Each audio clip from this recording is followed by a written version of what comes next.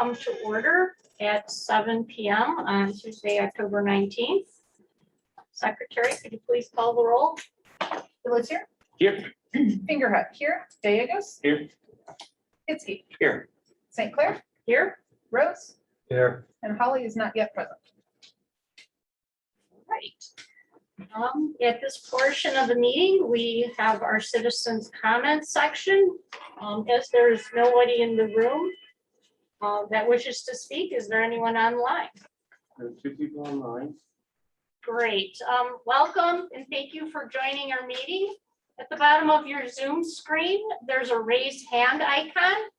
And when it's your turn to speak, you'll be brought into the live session. So if you wish to comment, please again hit the raise hand icon.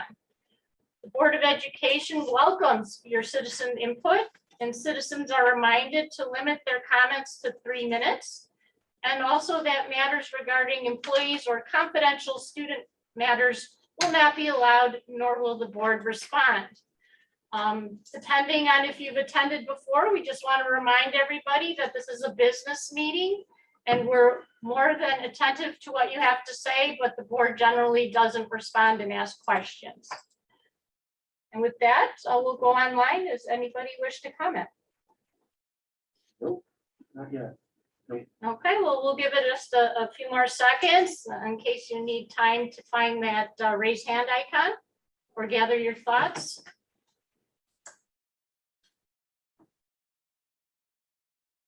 Nope. Okay, well, again, we thank you for attending. And with that, we will move on to our District 75 reports. First up, we have the business office and T. Rancic.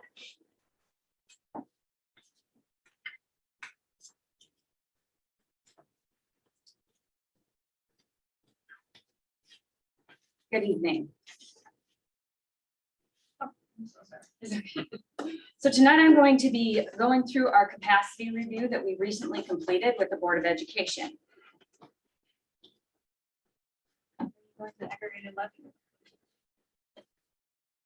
Was the aggregated levy first? I thought the capacity review was first. Oh, I apologize. We are going to start with the aggregated levy. We have 2 items on the agenda for tonight that we're requesting from the Board of Education. The first is for the board to approve our estimated aggregate tax levy for levy year 2021. And additionally, we're requesting that the board authorize us to publish a notice of public hearing to hold a truth and taxation hearing. The district is not required to hold a truth and taxation hearing because we're not requesting more than 5% increase from prior year. However, in an effort to remain transparent, we have historically done so. So what you have in your packet are the documents required to publish the hearing and to move forward. When we get to the next meeting, we will hold the hearing and go through the presentation in more detail in terms of what we're asking for, what we expect to receive, and so forth. This information, however, was reviewed by our finance committee at our last meeting. And if there are any questions, I'm happy to entertain them. Okay. Next up is the capacity review.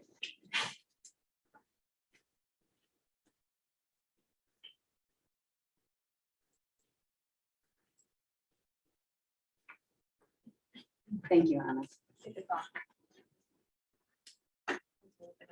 There's a thing on the side. Oh, I see that. Okay. Yep, we're working. So the purpose of tonight's meeting is actually to go through and to share with the board any needed facility and capacity improvements that we have identified over the next decade or so. An entire process was put forth as part of the capacity review that included receiving input from various sources. It also included, for example, Mr. Zaremba, Dr. Cacciatore, and myself walking the buildings, meeting with the principals at length, and also just taking a look at our current class sizes and current room utilizations and how we anticipate those rooms to be utilized going forward. So this is coming as a direct result of the capacity review that was reviewed by the board back in January 2021. At that time, we had the architects prepare our capacity review. And as part of that, they reviewed each room in every building and its intended purpose. So it wasn't more of one of those types of situation where you take averages. They actually looked at each room and its intended purpose and did a comparison of the student capacity needs for each building. They did this through two different calculations. One was a calculation based on board guidelines. And what I mean by board guidelines are those minimum classroom sizes that we have set previously in this district. And so for Washington, that is 23.25 for MG, that's 26.25. And for Carl Sandburg, that's 28.25. They also did another analysis based on room size, which there is a formula that they use, best practice kind of formula, where about 34 square foot per student, which for an average class size throughout the district, an average classroom size throughout the district would mean about 24 students in a room. So that puts into, I guess, perspective, the two different points of view that they reviewed. First, I wanted to ask if anyone had any questions about the capacity review process or what was presented back in 2021. Can I just clarify in the materials, and then again, you just said the board minimums, do you mean board maximums? Those are board minimums. So we have a minimum of 23.85 per class or a maximum? 23.25 Okay, in Washington, 26.25 at MG, and 28.25 at Carl Sandburg. so we have less than that presently. Currently, yes, we'll be discussing that in a few minutes. There were some due to COVID and spacing issues, we went below those guidelines for this year, and we'll be discussing that in a minute. Okay, so as we move into enrollment is obviously a big factor in terms of what the district is estimating for its capacity needs. And as we look at the enrollment trend for the district, what this graph shows you here is the enrollment for the district over the last 10 years. And based on the past 10 years, we've had about a 1,600 student average. But what we saw in 1920 was a spike in enrollment to 1663, and this was a direct result of an abnormally large kindergarten class that came into the district. So now as we watch this bubble of students pass through each grade level, we need to be monitoring our capacity as it relates to especially these students and be sure that we have the spacing needs available for those students and for educating those students. When the original capacity review was prepared, they based it on enrollment projections that the district had provided by an outsourced firm. That firm worked with District 120, our district, and District 76 to prepare enrollment projections basically for the Mundelein area as a whole. If you think about it as our budget, they gave us basically three scenarios: a high scenario, a moderate scenario, and a low scenario. Our budget would be a great example of that moderate or expected level. And then I might come to the board and say, and if we had higher than anticipated revenues, we would have X, or lower than anticipated revenues, we would have Y. So if we take a look at this green line, this is originally what the enrollment projections trended the district to be. But if we look more closely, this black line is this year's enrollment data. Looking at that black line, we are at an actual of 1,512 students this year, when that moderate level was expected to be 1,645. So our anticipated level was expected to be 1,645. So we're trending 133 students below what we had originally expected. So as we look and we estimate going forward, what we have done is taken our actual information and done something called the cohort survival method. And that basically means if you have 100 kids in first grade, they're going to be 100 kids in second grade next year, and you move them through. Then what you do is for those two grade levels, usually kindergarten and first grade, that can have more fluctuation than the others, you use historical averages. So that is what we have done to basically estimate out, and that's the blue line here going forward. The important thing to also note as we look at these trend lines is that, for example, if Rolf Campbell, and those are the individuals that created our enrollment projections, saw a significant change from in a specific year, you would see maybe a dart up in that year. It's important that as we look at our projections, the average or the way the lines move, those estimations are similar in terms of what we're projecting. We're just a step below, if that makes sense. So as we look going forward, I do believe that this, given the information we have today, is a good depiction of how the district will progress or may progress going forward. We will obviously continue to monitor this going forward. But again, back when the January report was prepared for capacity, they were using those moderate levels. So now we're going to look and discuss the results for each building of those levels. So if we take a look at Washington, Washington was expected to exceed its functional capacity in all of the years for the next 10 years. They were saying we were out of limits.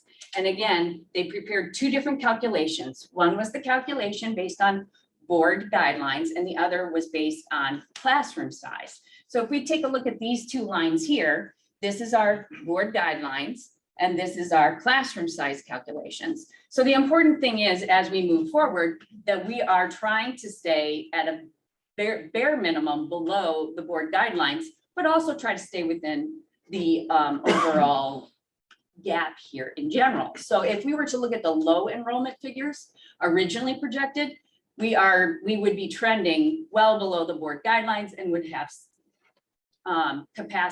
wouldn't have capacity issues going forward, but we're actually trending again below the low levels.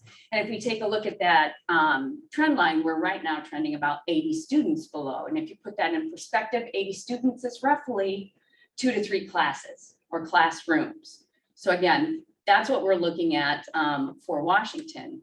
As we took a look at Mechanics Grove is trending about 35 students less than what was originally anticipated. If we take a look at that actual cohort survival method projection versus our board guidelines and classroom size, if we move forward the way we're anticipating, we should have plenty of capacity at Washington, especially as we look at the graph. I think that's a great depiction of how that will move going forward. At MG. At MG, did I say a different building? Washington. Sorry, I apologize. At MG.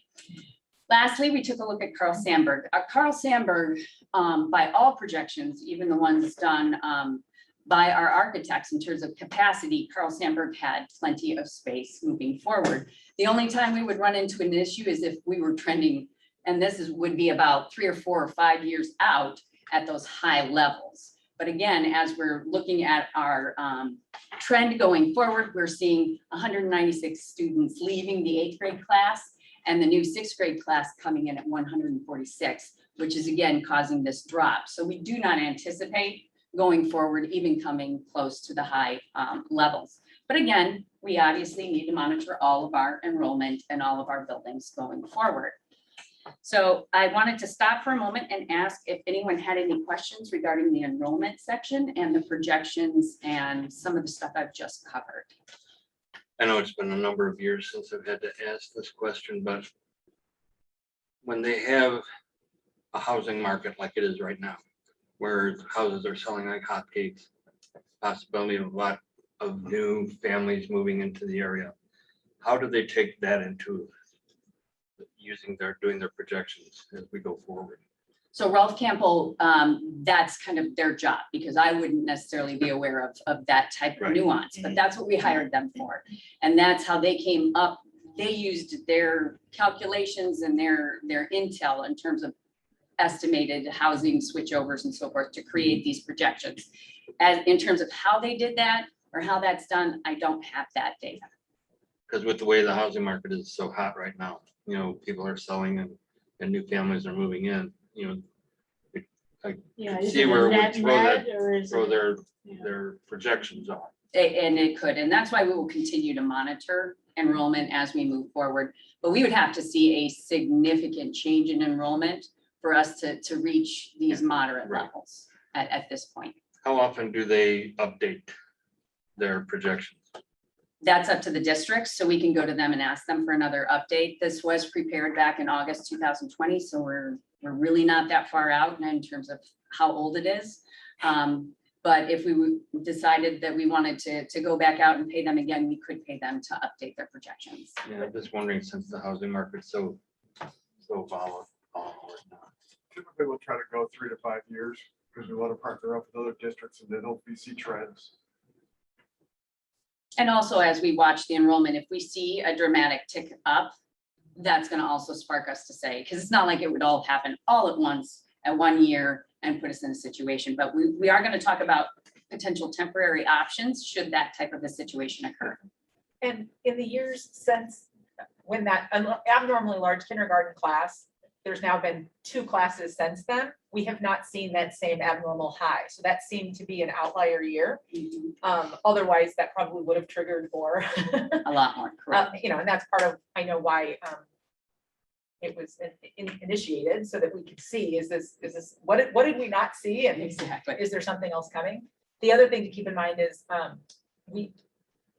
unless something changes, we don't have really any more open space that's likely to be developed in our area to add to new housing, which, has happened over the last True.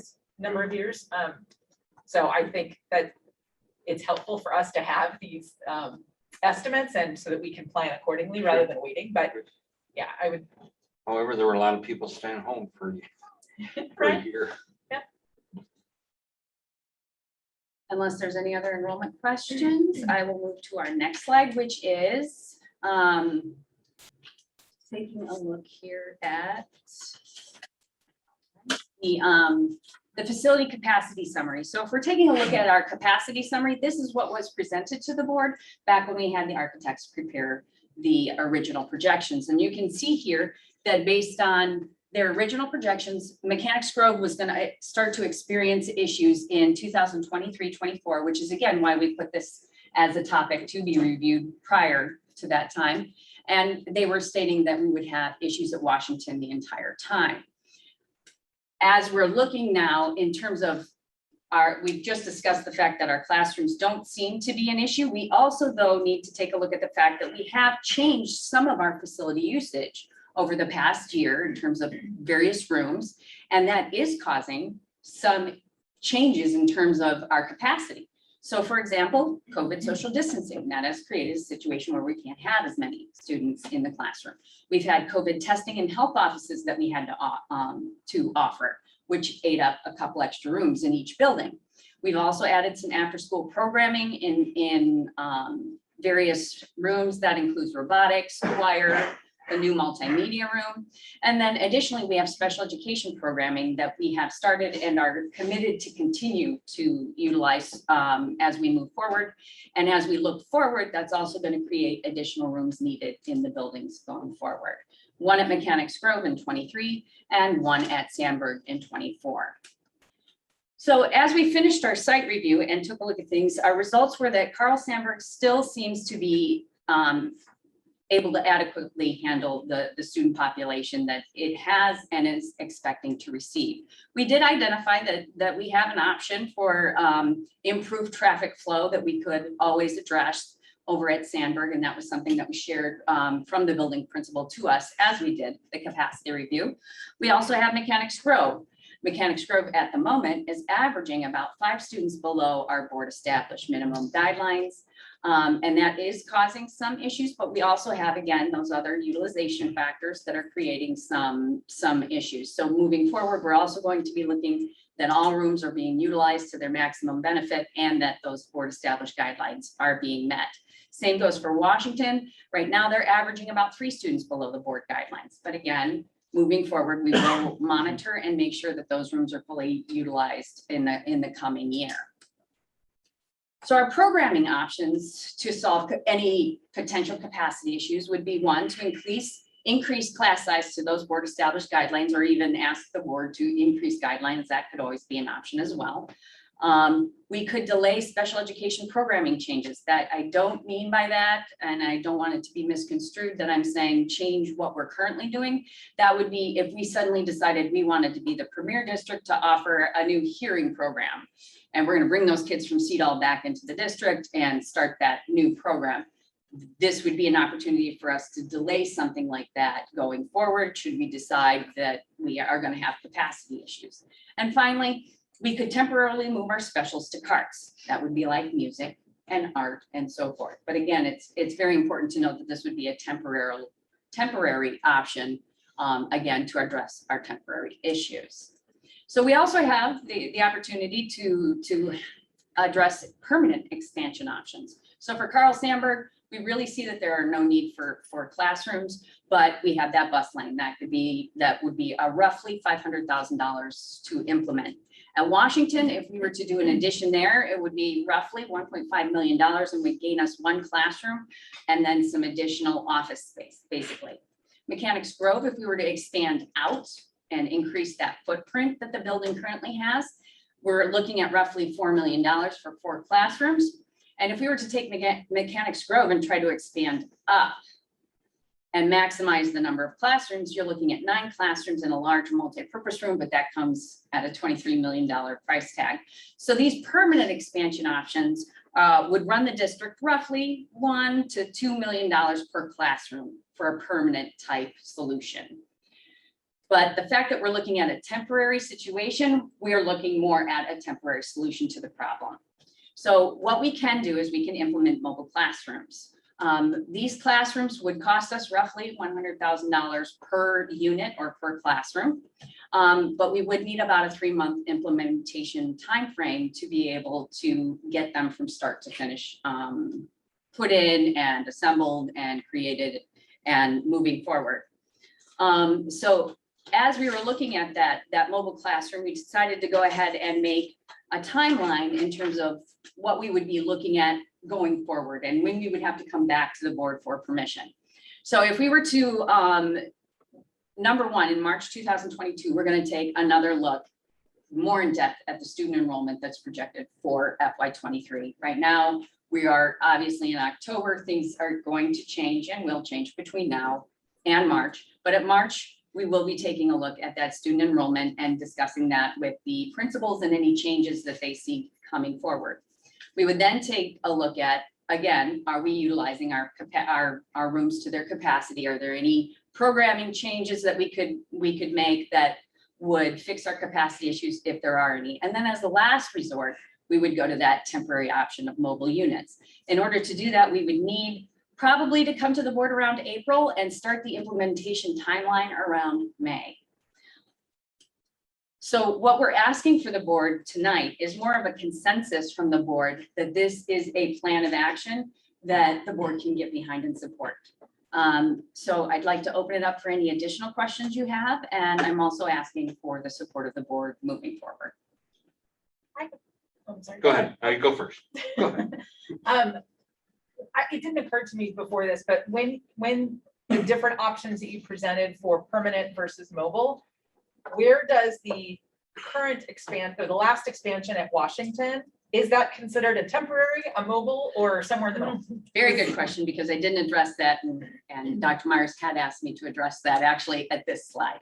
So how would we pay for these? We would use fund balance like we did for the Washington edition, but they would be temporary, and that would require what's called an annual approval from the Regional Office of Education for temporary facilities.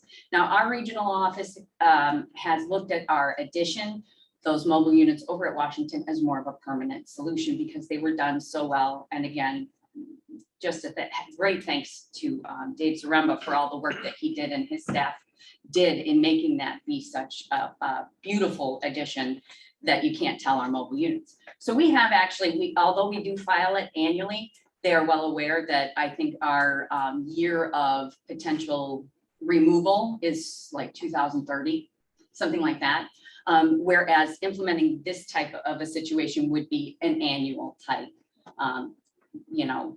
approval from the ROE, and would be, again, an agreement with the ROE that this is more temporary. So at this price level, we would be talking like, parking lot or very temporary arrangements, as opposed to something like at Washington. We wouldn't be doing that same thing at that, not for this price point. Correct. Okay. This price, though, does include some type of an a covering for the kids to To get walk from through. point A to point B. To get there, it wouldn't be heated like the other one is. It wouldn't look Bathrooms so, and stuff, yeah. polished and part of the building as Would the come with bathrooms in the units. Okay, So the kids wouldn't have to go into the. got it.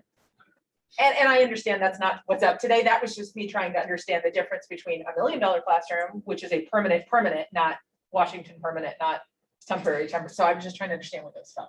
And as we get closer, if we decide we need to implement this, we would also receive input from the principals as to what they would like to see in those units, because maybe they don't want a classroom in there, maybe they have a different vision.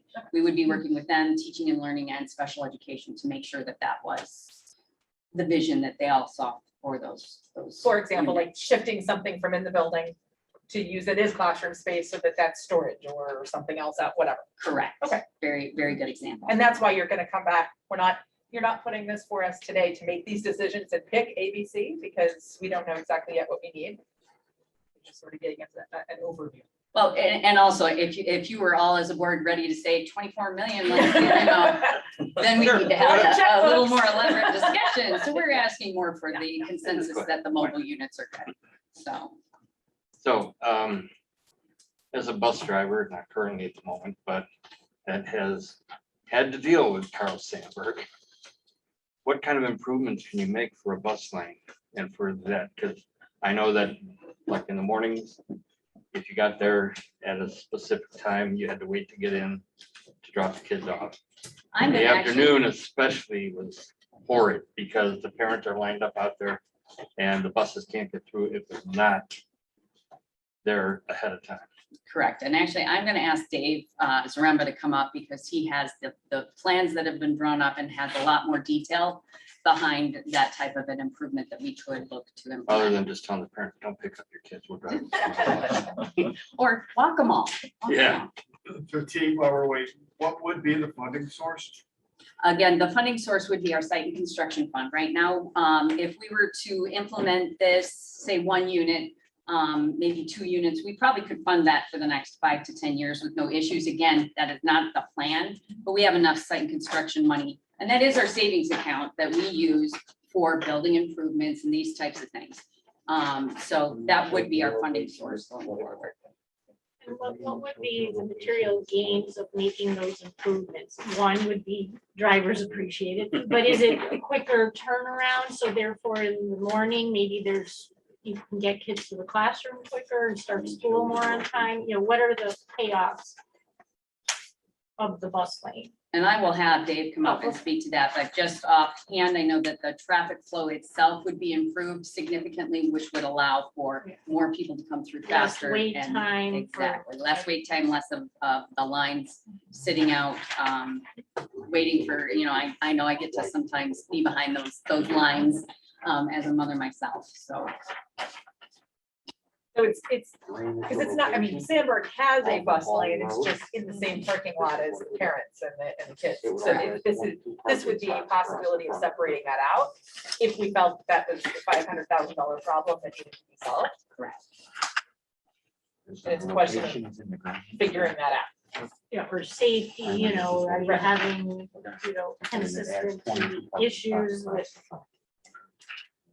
near issues? Yeah, and we're not coming and asking for that approval tonight, that was Yeah. just No, part of I our just capacity tried review and was brought up, If and so. when that comes up, one of my questions would be, how does that impact?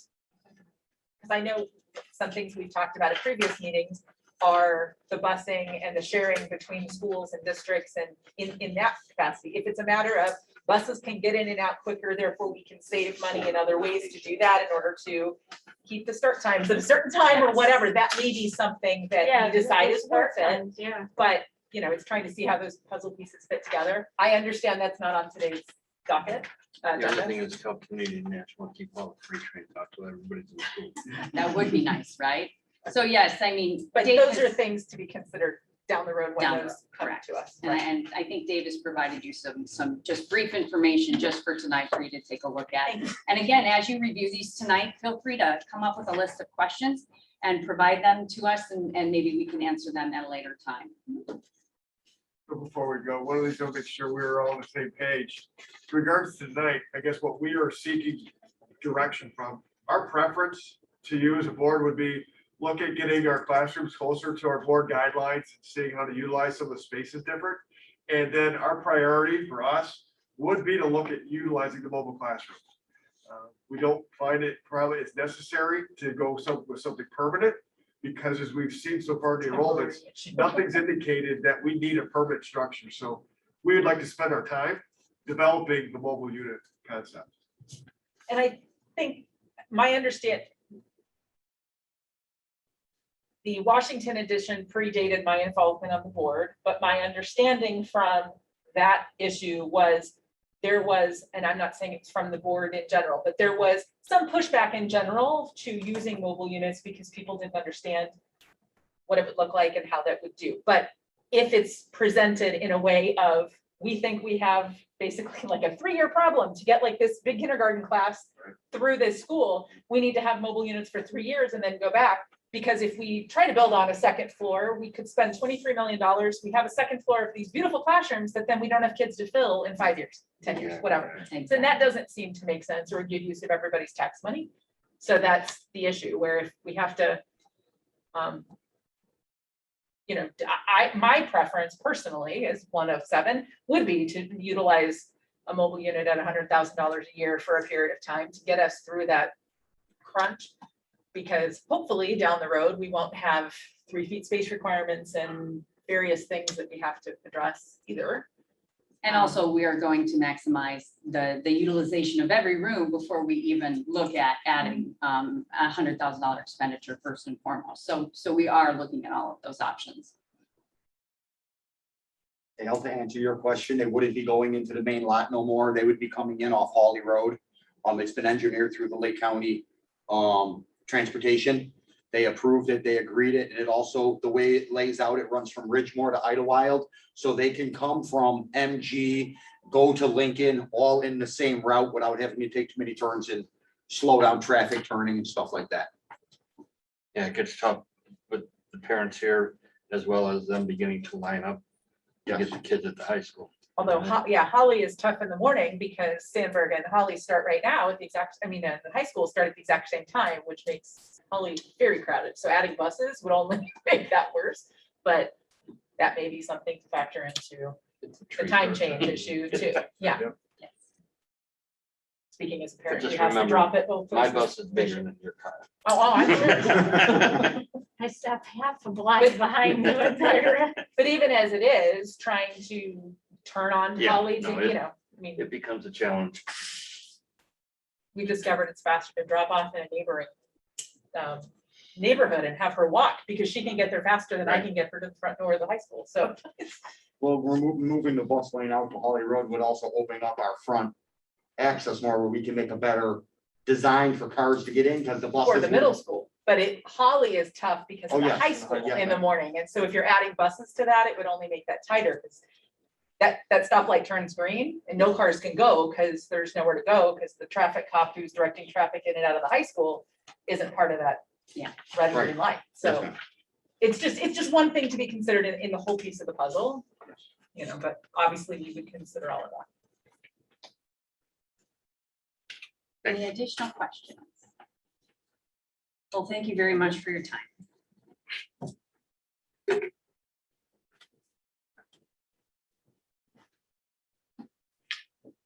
Thanks. Welcome.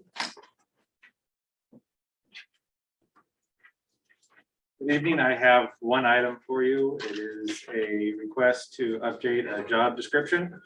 This would be changing the name of what was the Saturday Scholars Leader job title to Saturday Steamers Leader.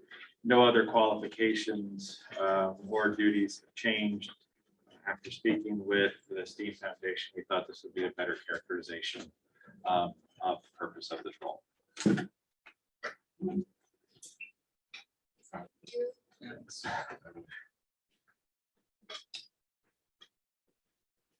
Next, we have student services.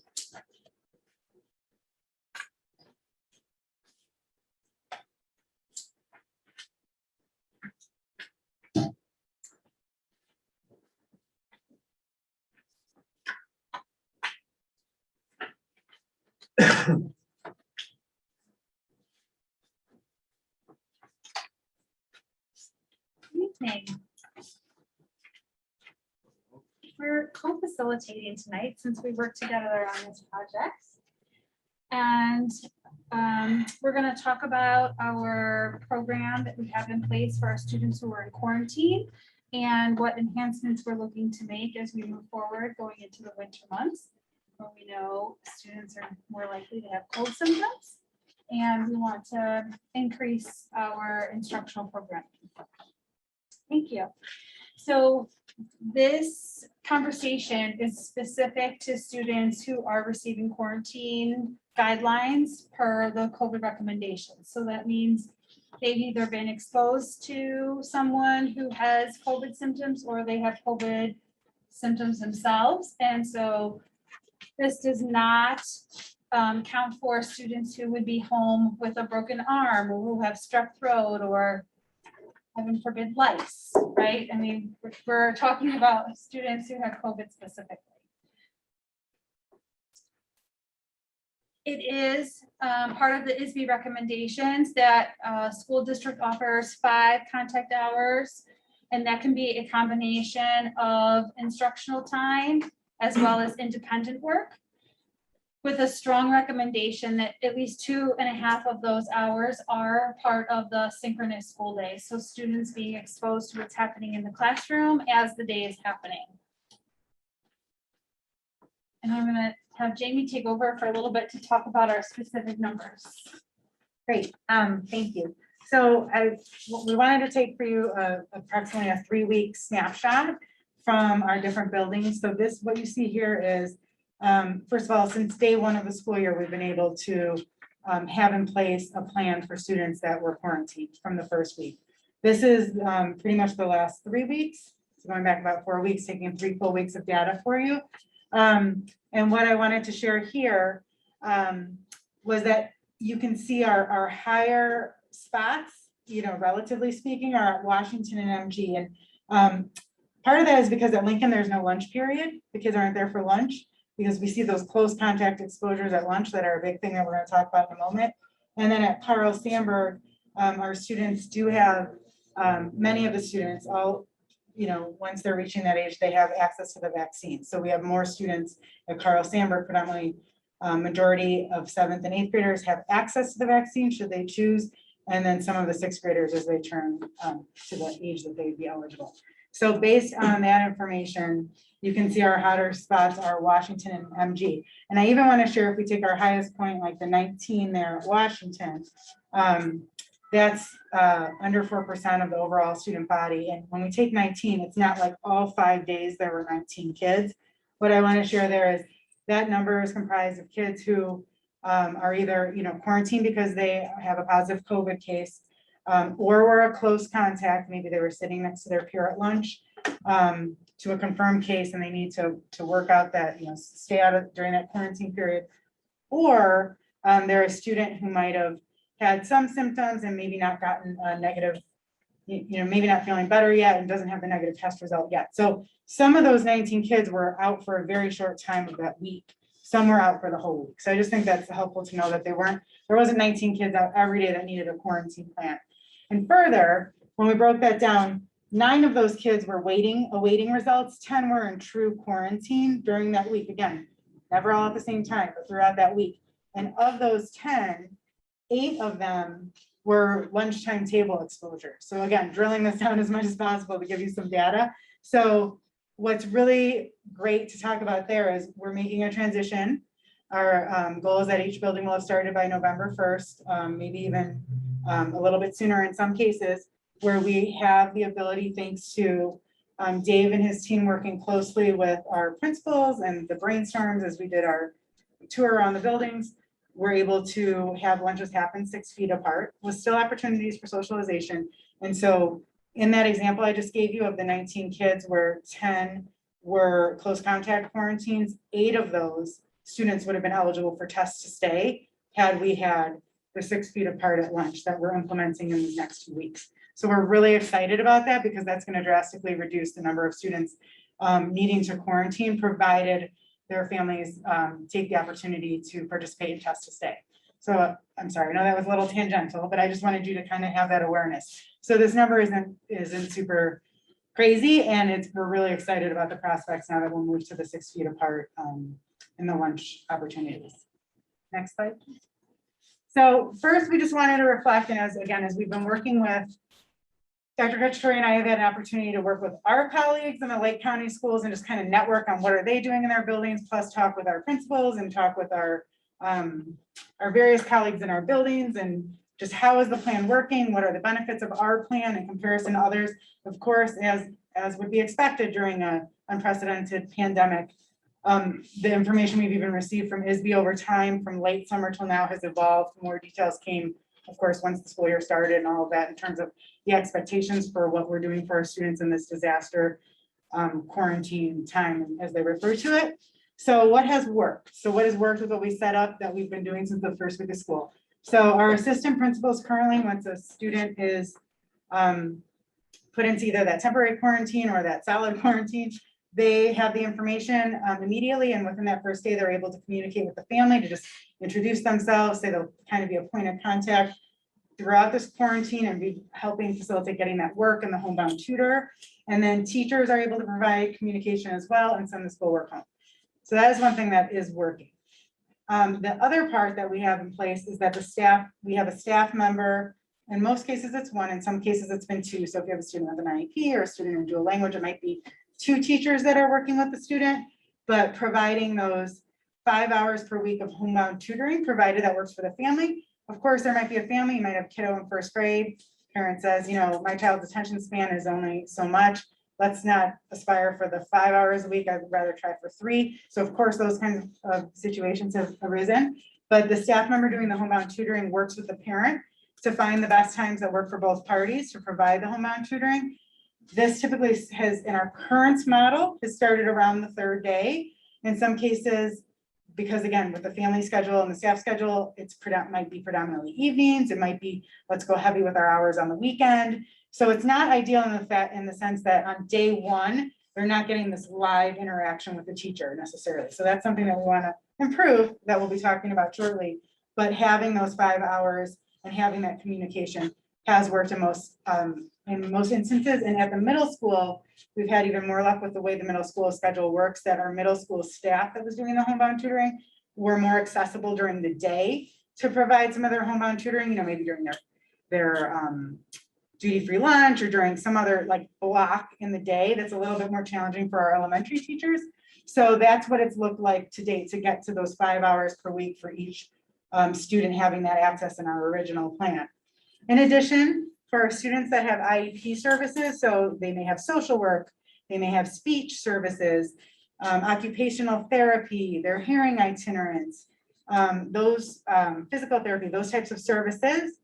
Again, these were in Zoom, you know, this is in Zoom, and these related service check-ins have been in Zoom, oftentimes looking like a direct delivery of services, a direct session of those related services. And that would be at maximum if the family was able to have the student be available to Zoom in at that time that the session was happening, or it's a one-to-one check-in, or at minimum a phone call. Again, the related service provider has the expectation to be doing at minimum a weekly check-in favorably, and in most cases it's worked out that it's a full session, potentially even with their peers. So that is how we've been handling the related service requirements of the IEP during the time that the child is in quarantine. Any questions about the things that we've been doing that have been working? We're going to talk about all the improvements in a moment, though. So a couple of parents who had kids who were quarantined did reach out to me a few weeks ago, and I know I communicated this to the administration too. They were told that there was a 5-day, and the expectation was from the first day of contact, it was taking about 5 days to get them instruction started, because they needed 48 hours to figure out which staff member was going to work with them, then to try to set up. And that family was only given the option of night or weekends, which did not work for them. And that was, you know, kind of a big problem. So their child, even though they were a direct exposure, but did not have symptoms or anything else, was sitting around for 5 days. It was until day 5 that they even got any schoolwork from the teacher. So that's, that seems to be what was initially happening, which is what we're trying to fix and change. Because while it's something, it's obviously not ideal, right? Yeah, So- and ideally, we want to make sure that the work is coming sooner. So as we did get a few packets of feedback, all happened to be around the same time, which was really helpful. So as we worked through those specific instances, we did circle back with our building leadership and looked at just ensuring that, because that work can be more immediate, right? Like providing that work should be, we have Seesaw, we have Google Classroom, we have all those different channels to get the work to the students. So again, increasing that communication. So hopefully if you've spoken to anyone that's had a quarantine since, that we've been able to elevate that and speed that up in this current plan. I think those were a few isolated cases in the sense that we also got a lot of positive feedback from families that were like, well, this is great. By the second day, my child knew exactly what to do. So it was just, it was a mix, but thank you, Christy. That is helpful to also share. Yep. Next slide, please.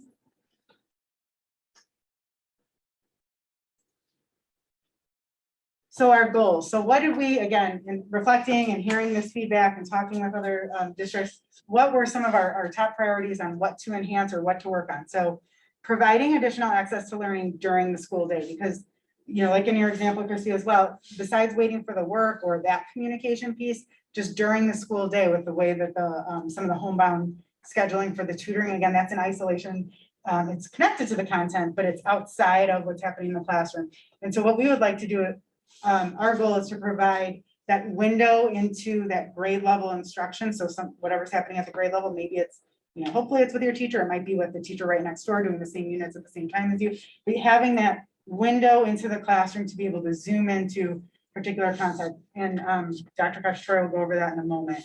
So that is our goal. And then also to meet that recommendation of more of that synchronous learning. So again, that during the day connection, that being able to see what's going on, when in fact our 5 hours, while it was it had definitely some positive impacts, it wasn't necessarily related to exactly, it was support, but it wasn't time for time. So exactly connected to being able to see what's happening in the classroom at that time. So that's really our goal of adding what we're going to go over next, the additional pieces. Thanks. Next slide. Thank you. So really, the significant add-on here would be the role of this learning facilitator, and that person would be hired as a long-term sub to support the technology implementation of facilitating that Zoomed lesson for 2 class periods a day for the students.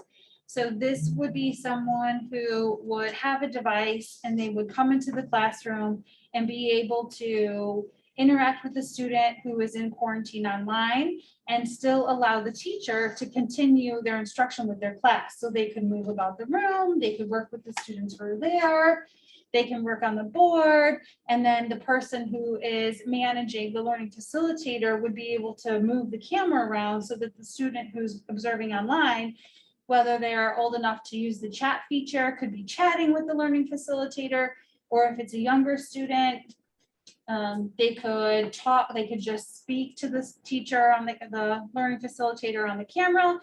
And then that would really be a win-win because the students who are in the room continue to have instruction from their teacher without having to deviate their attention to those students who are in quarantine, but it allows the student in quarantine to have a window into the classroom.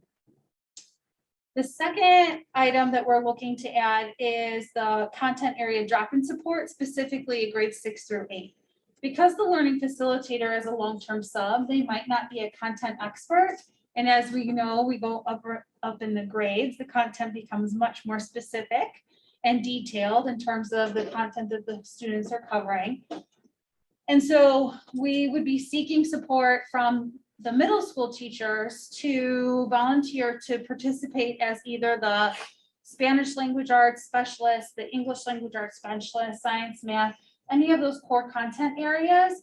And they would offer open Zoom hours during their plan period so that any student across grades 6 through 8 who had a question about that content could log in and say, hey, I was watching my Zoom lesson today and they were talking about exponents and fractions.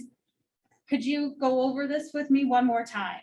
And then the teacher would be able to facilitate that with them one-on-one so that they are able to keep up with their studies during their quarantine period. In addition to these 2 enhancements, we want to continue that homebound tutoring. So the program we have in place right now, where the homebound tutor is coordinating specific times with the parent to coordinate that, would still happen. The reason that we said it might be between 3 and 5 hours a week rather than straight 5 is because we are looking to add these extra periods of time during the day where the student is getting that direct instruction, whether it be the mini lesson, whether that be modeling a lab in science class, or read aloud, or in Gillingham, you know, we really want to make sure that that experience stays intact for the students as well. In order to coordinate all of this, we felt like it was best to just really delineate who the players were and how these players' roles all interact. In all cases, the building administrator would be the one to initiate the contact with the parent as well as with the staff involved. And then we're asking that the parent play a role in this and helping get this all set up and coordinated and supporting that the student participates in their online classes and does their remote work. And then in the case of the teaching staff, the classroom teacher in many cases is also the homebound tutor. And so they might be the same person, but the learning facilitator is the one that we're asking about tonight. And that would be that long-term sub position who would help with the in-class technology management. And then the content area support person would be someone in the middle school. This is for Carl Sandburg specifically. And then we still have our related services that we've been providing like we did in our previous model. So really, this is a win-win, I feel like, because it supports the classroom teacher to be able to continue providing instruction for all of their students who are able to be in person. It provides the student who's in quarantine an opportunity to see what's happening in the room. I mean, as much as homebound tutoring is a wonderful opportunity, it's not the same as potentially hearing the direct instruction lesson firsthand, like they're hearing it from their peers. So the students are getting enhanced support. The teacher's getting additional support to manage both of these worlds at the same time. And a little added bonus is that if we end up having no students in quarantine, which would be amazing, we have an internal sub available to cover other areas of the building, since sub shortages seem to be extremely pertinent to us right now. And if a particular building doesn't need any support, we can always ask them to go to another school within our district for a particular day or a couple days.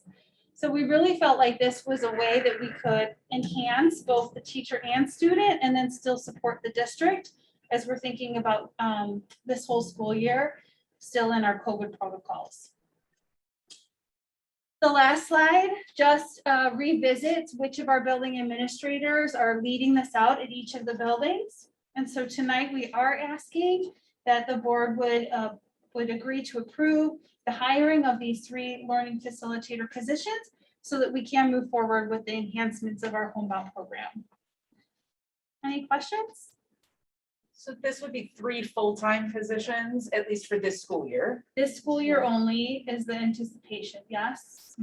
So, and the idea is to have one essentially in each of the buildings to set out there with the idea that if there happen to be none at one, then they can move around. Absolutely. So if you had, since we have the grade level schools, if you had 15 kids on quarantine at Washington, clearly that one facilitator can't be in all the classrooms at once, but it sounds like that they would work with the teachers to figure out what are the core lessons. Obviously, they don't need to go sit in there during a special or something, but Right. let's figure out what the core lessons are. And would it sounds like it would be possible if they couldn't sit in on the Orton Gillingham lesson with that particular teacher, maybe they could go to one of the team teachers, do theirs, so that they're still getting live instruction, even if it's not their classroom teacher. Yes. Would it be possible to have, like, if there were a couple of first graders who were all, and having them all in a group chat Yes. with that person doing that, so that we're not having that one poor facilitator going. Yes, Yes, that's that's the vision. That's the So vision. kind of right, yeah. melding our remote learning Yes, Yeah, a little bit. style Yeah. into the new age. right, of- yes, we're evolving hybrid just learning. like everyone else is. Okay, right. And the good news is that highest data point on our chart really was that 19. And again, in a given day that week, I tried to look at it that way. I think there was one day that it was 18, but otherwise, just one day. And all the other days were like 15 or whatever. Again, depending on the overlap. And that was before we put in the 6-foot lunch piece. That's going to change things. Right. So that's going to be a game changer. And I expect that the numbers will be much lower, provided families want to take advantage of the test to stay in those situations. And that was my other question, because I had asked that ahead of time. I'm not really clear, because I thought at the beginning of the year, when we heard about this test to stay, that was supposed to eliminate the need to have as many quarantines, but Yeah. I didn't realize there was qualifications on that. So can someone? Yeah, kind of I'm happy give to us an talk, I'm happy to talk overview more of- about that. So test to stay, when the state came to us with that information this summer, we got a lot of information from the Lake County Health Department. It was less of a decision tree with all these different rules and all these different specifications. And as it evolved and more detail came out, we began to learn, we gleaned that there's very limited students that are eligible. So in a school day, there are few situations in a classroom where you're gonna have a student, again, it depends on the mask protocol and how that would work in a classroom. Lunches are the big one. So for example, we've had a few students at the high school eligible for test to stay, and I think less than a handful, around a handful all year in elementary at this point, right? Based on specifications, all the specifications that we have from Lake County. The biggest change being that provided our students are seated 6 feet apart at lunch, now all of these quarantines that have been related to the lunchroom would now be eligible, those students, if they were that Could close have contact, been, could benefit and be in the test to stay protocol. Does Okay. that help a little bit without going in? all It the does. scenarios? Well, and now that we have, because I know that we have the COVID, I don't remember what we called Lead. the lead, Debbie yeah, to do Sabrayer. the testing and to do that. Yep. Obviously, if the test to stay is not an option, then there's less Yeah. a need for that. So that's good to know. Okay. Yeah, this will be great. What's your lead time on, like, if you get the go tonight to hire people, get the toolkits for the teachers to use, you know, the communication materials, potential Yes. families that are gonna be involved, what are you thinking? So we've been working with Dan Crow on the technology piece. So in anticipation of us being able to move forward, we're actually gonna test this in a classroom on Thursday. We have 2 teachers who volunteer to, one play the learning facilitator, one play classroom teacher. I get to play the students. I'm very excited. I'm very good at being off task. I can also play studious if I need to, but, so we're gonna be testing it in an intermediate room this week, and then we would test in the other room shortly thereafter, and just seeing which video camera, sound, you know, what's gonna be the best system for us to be able to do this successfully. And then as far as the learning facilitator role itself, so again, anticipated only at this point, you know, we have a sub pool and we know about, you guys have heard about the sub pools and all that. And so we do have these anticipated postings out there and we've already began the process to speak with potential candidates and have some really, really solid leads for at least two of the 3 at this moment in time. So as soon as we know that we can go forward, then we'll be able to make things more official. And so these would be 3, I don't know if I said this before, full-time positions? They That's would the be ideal. on the long-term sub Right. schedule. And they Yes, would get the coaching to know how they're gonna approach this, how to work. yes. Liaison, being a liaison with the Yes. family and the Yes. classroom teacher. Absolutely. So we would initially we're very involved and then the lead administrator at the building would then be making that schedule based on prioritizing those time periods for the instruction and stuff like that and providing that regular coaching. And because it's a small pocket, we would also make sure they continue to be supported, work through the technology. They would have their own district email address, their own district device, so that they could be doing those chats and whatnot during that lesson with the student.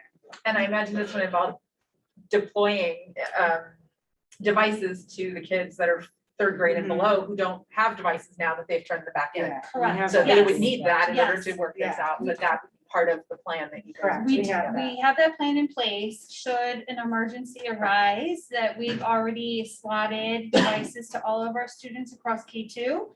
So that should we need to, we are able to deploy those quite quickly, and we also have them set aside in the case of a quarantine situation. They're already pre-assigned a device. But the goal is obviously to do this without having a 5-day lead time, so that we Yes, could do this we're and get it trying running. to It's much sooner than that. expedite our processes so that students get instruction sooner rather than later. So in this case, if the student went into quarantine today and we were aware, we would be able to schedule them into the schedule of the learning facilitator, you know, provided it was like 3 weeks from now when the person was working, into their day the next day. Like that's the goal, the next day that they're getting that learning facilitator lesson. Do you Is this model think- being, Go sorry, ahead, is go this ahead. model being used anywhere else or just? We took a plethora, we sprinkled a little bit of this and that. In some districts, I will say, what seems to be the most common, just being fully transparent, is that a lot of these things would be happening, the Zooming, but without a learning facilitator or additional adult. So just the expectation would be you have a student in quarantine now, it's back to that, where they're managing both worlds. Or the teacher having to do both at the same time. Right, which is right, yes. Not ideal. but- Exactly. Yeah. That seems to be the most common, to be totally honest. Would you say? I would say that's more common Yeah. than not, but we're trying to Yeah, we're meeting. give our teachers more. Few things. Number one, I think you've done a great job of covering your bases and being prepared. Just as I'm sure you know, be ready to be flexible if something comes up. Secondly, I'll put them all out there, then you can answer. How are the teachers doing as far as buying into all of this? And third, are you anticipating any uptick with the holidays coming up and families getting together on that where this now may go back up again? Great question. Well, we don't have a crystal ball to know what the anticipated uptick might be. We do know that we are headed into allergy, cold, and flu season. And so while those symptoms look very similar to COVID, it's hard to tell in the beginning what a child might be sick with. So that is something that we were considering when we were improving our practices and looking to work with Dave in order to separate the students a little bit further during the lunch period to try and allow more students to participate in the test to state programming. And as far as the teachers buying into it, As far as the teachers, I think the ones that we've spoken to and the ones who were willing to participate in our little test case scenario are really excited about the idea to have some additional support and that they wouldn't be in a position where they had to service both their remote students and their in-person students at once. You know, we're, as a profession, we're really quite helpful and we like to give everyone the best service possible. And when you're pulled into two different groups, it's quite challenging to feel like you're doing a great job in either place. right? And so if we can offer this as a way to give them this additional support, I think it really will benefit both the teachers and the students. I agree. And in creating the plan, we worked with our MEA leadership to hear their concerns and where they kind of thought that their needs would be. And so we did incorporate a lot of that into the pieces of the plan. What I really like about it too is that it, like you're saying, it would actually support the teachers more because then if they're not having to, if they're allowed to let the kids sort of with the window into the classroom, see some of that, think that eases their burden as the homebound tutor to have to then reteach that lesson a second, third, fourth time, depending on how many kids in their class have it. And I feel like it's also trying to align a little bit more like what the high school is doing, where they have only if you're on COVID quarantine, much the same way here, you can click in and do a Zoom and watch the lesson that the teacher, but there is no facilitation. Where maybe high schoolers don't need it at the same level as like a second grader might. So, but I like that this is an option so that we're not completely leaving those little kids, younger Right. kids without any We're access. trying to think of that developmental spectrum. And I forgot the staffing grid we were shown a long time ago. Do we currently have permanent subs in year to year? And do you think we might want to consider that going forward, whether it's in this shape and form or something else to kind of stabilize that pool of backup teachers? This will be a great opportunity to see like, what does that look like having someone accessible from day to day to day, especially like we mentioned, if we have a period of time that the number of students in quarantine is really low because of what we're able to do in the lunchroom, there's not an outbreak, there's not a cluster, and things like that. So we would probably be able to answer that even better for you later in the year once we've had those experiences. And again, it's kind of, you can't predict the future. Maybe Yeah. this goes away, you get something else, or flu seasons are bad one year. and Let's not hope we don't the next.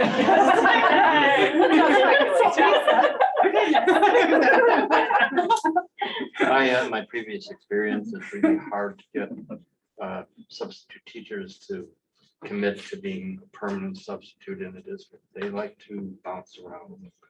But some people, especially in this market, might this might attract Yeah. True. some of our Yeah. better ones who Right. want a day-to-day consistent. Correct. And again, we'd want to go with a minimum average or something in a typical year rather than overstaffed and have them. Sure. I really like the idea of the facilitator. I think it really supports the teachers, as Christy was saying, you know, with online learning, it's usually the facilitation of the Zoom that is like the biggest struggle, not the actual instruction. But with the numbers that were already presented and then the possibility of upticks during the winter, is it possible that the learning facilitator would have to manage multiple Zooms at one time? So we're thinking About the clusters. about the cluster, similar to the way Christy described it, that if there were, let's say, 12 students who were in all the same grade level, and we might try and put them all with one teacher who is demonstrating that mini lesson, knowing that maybe it's not their specific classroom teacher, but it's a grade level teacher from their cohort that's doing a similar lesson, so that we In the can try- content area? in that content area, so that we can really streamline the learning facilitators day and make sure that they're getting as many students as they can into as many lessons as possible. And so maybe there's dual language, kind of a track for that day and a monolingual track for that grade level. And so if you figure each building has 3 grade levels, so even if all 3 grade levels were inundated, you would be able to look at 2 periods, 3rd grade monolingual, 2 periods, you know, and so on and so forth throughout the day, or 1 to 2 periods, and just kind of figure it out that way. So they could have 6 Zooms Yeah. over the course of that day, as opposed to an infinite number. Yeah. If they all were running their own schedule. So you wouldn't necessarily be with your teacher all the time, that would be a downfall, but at least you'd be getting that window into a classroom for your grade level type of instruction. But better than catching up 2 weeks later and Right. trying to, or Right. the poor parents trying to Yeah. Right. facilitate that.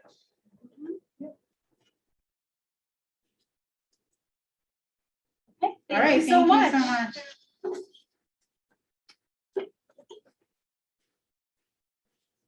I think I'm next, so I'll just stay.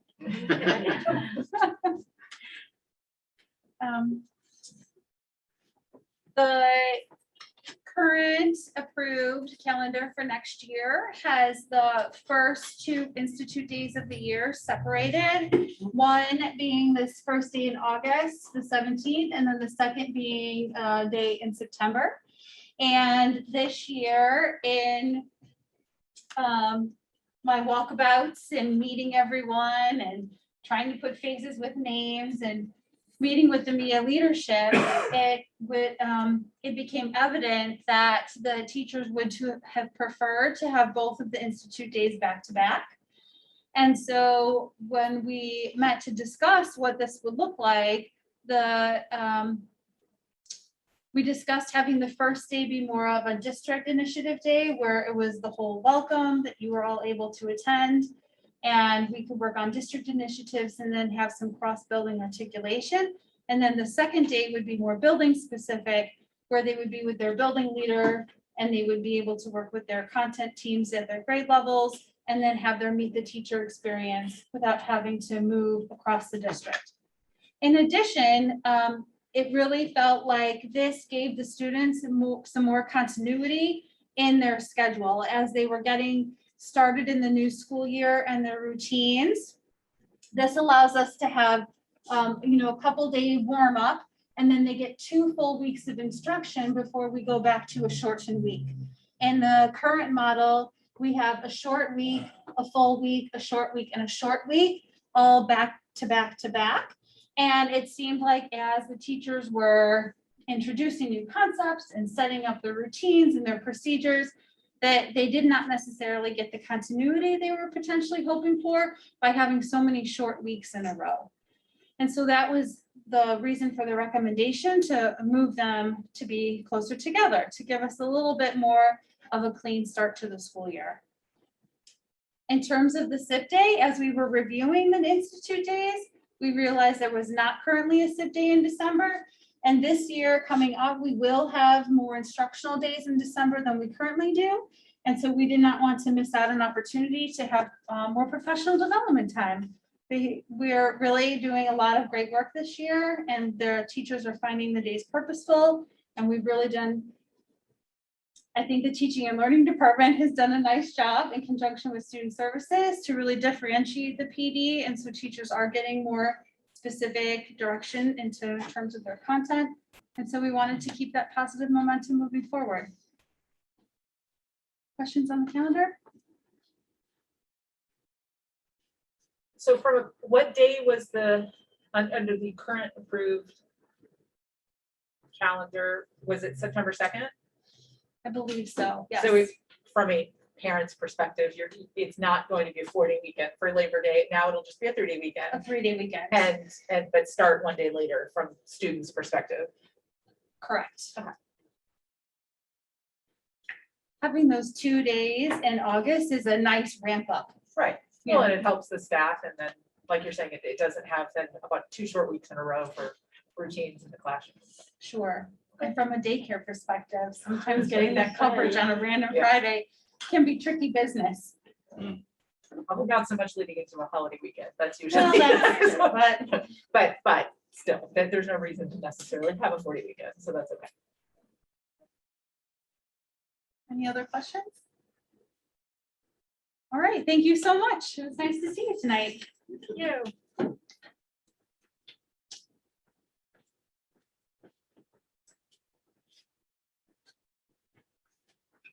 Good evening, everyone. This evening, under the superintendent's report, we have a very exciting topic to go over in regards to the delegate discussion about the resolutions that are going to be coming out. So everybody should have in your packet the resolution packet, and that the packet you need to be able to go through and review, be able to respond to. So if you could pull the packet up, please. Go to page 4. So the intent of these items is different school districts throughout the state have submitted proposals. They went through a committee that was overseen by the School Board Association to decide to bring them forward or not. And they're also providing a recommendation within the packet for you. Your role as a board member is to take these resolutions and for yourself, be able to decide, you as an individual board member right now, how would you vote on that? Would you support it or oppose it? And then be able to take what your responses would be and provide those to Christy. So she would be able to vote on the board's behalf based off the feedback that you would provide.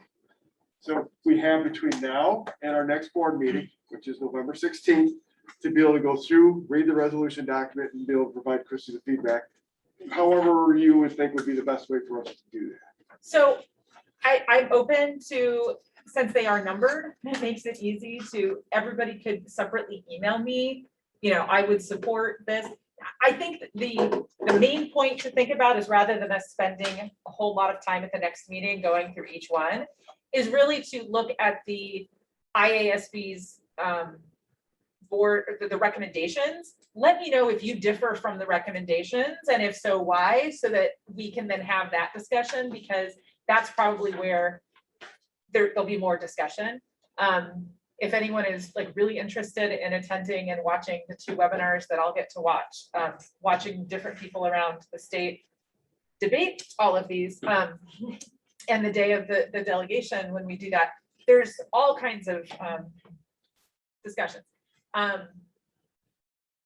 The key thing to remember is this is really, and we often have people who come and talk to us, give us their comments as the public, and that's fine, and we welcome that input.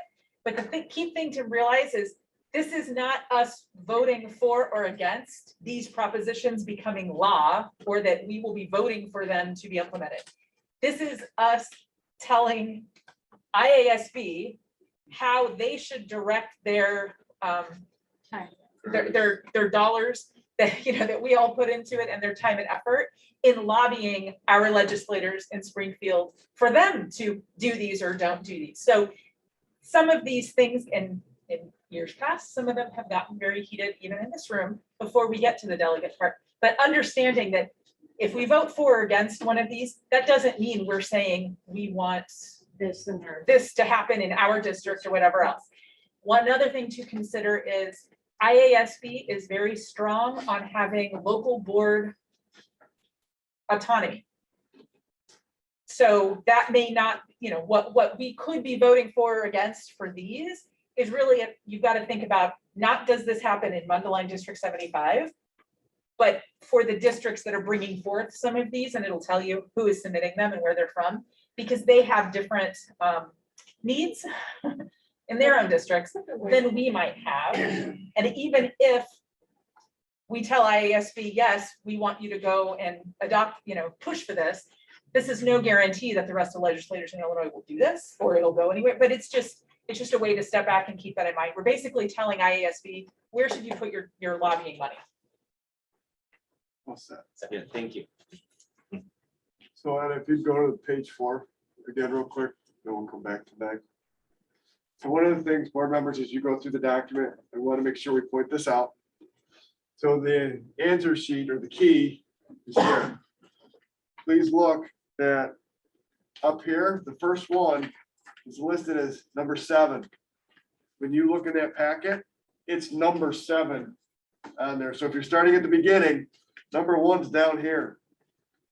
So just make sure when you're filling it out that you are looking at the corresponding resolution to how you're filling it out on the answer sheet. And I will tell you, that's because much like we do at our board meetings here, the ones that their committee has recommended they approve, they basically will start by doing a consent agenda and say, we want to adopt the first. So I looked through the resolutions in preparation for tonight, but I have not identified all the numbers. I would guess those top numbers are all the ones they're saying, yes, please go, we're recommending this go on the consent agenda.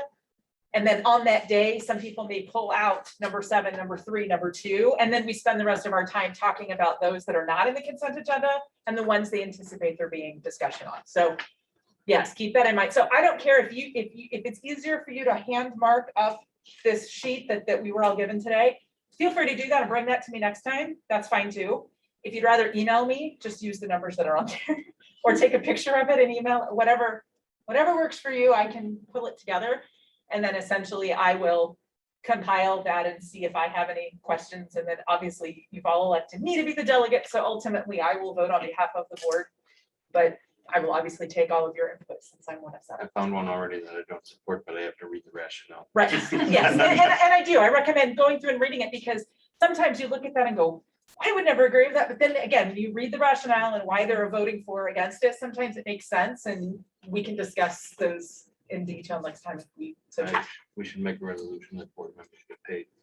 that's That's one in of there. them on there, but, And daycare.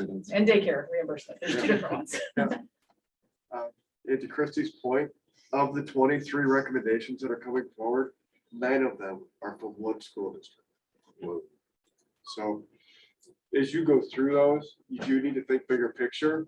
Ultimately, though, if you're supporting it, you also have to, please keep in mind, that eventually could come to us. And I think a lot of things that you'll read in there, what the boards did not support, was that it was becoming too restrictive, specifically curriculum wise.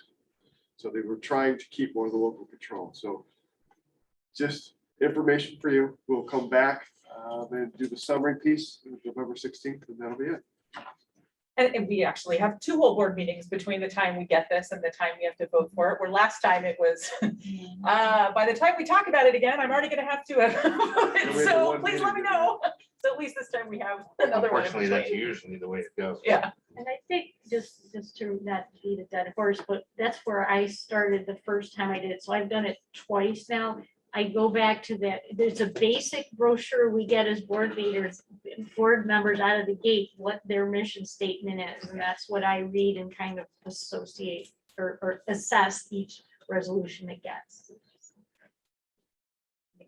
Again, it's not that you're supporting whatever it is necessarily here. It's, do you want to give the choice maybe to? some and other sometimes school? it's a slippery slope, so we It can is, talk yeah, about yeah. those things Yeah. and where we We want get- to. we work it what- out. And ultimately, at the again, how many districts are part of it? There's like, what, There's over 800 school districts. yeah, so I'm one delegate for, and while there are 800 and some odd school districts, there's generally 200 or 300 people in the room that are actually there and voting. You gave us stats once about of all of the like, I will- how many people a district I will keep actually track of that, voted. yeah, come It back and was report. like not the full slate of No. districts, so. Well, because you gotta think, look at Illinois and how many got that, well, this time, last year it was virtual. the first year, not everybody can travel from and not every district will send board members up to Oh, Chicago. And they because have to it's- go to be able to vote Yeah. on these? Oh, Well, you have last to- time you didn't have to. Well, yeah. because it was last online. time. But this time, again, it's in person down there. So not everybody sends people in, and that's, again, something to think about. But yeah, I think it was 200 and some odd. I can go back and look at my notes from 2 years ago, but Whereas those delegate sessions can be passionate. oh, they're fun. There's a session usually in the afternoon on Saturday that you want to hear passion. It's called the AHSA. Hey, That can get really nasty in that one. So however everybody wants to get those to me, it would probably be helpful to get them to me before or at that meeting so that I can kind of tally and see, do we have anything we need to discuss? Because maybe 4 of you have told me one thing and three of us say something else. Those are the ones we're gonna need to talk about and see. So if possible, The Wednesday before the board meeting, even the Friday before, that's fine. Friday before. And then I can look at it over the weekend and pull it together. So it doesn't need to be lots of time. I just need, rather than me doing it at the beginning of the actual board meeting. November 12th.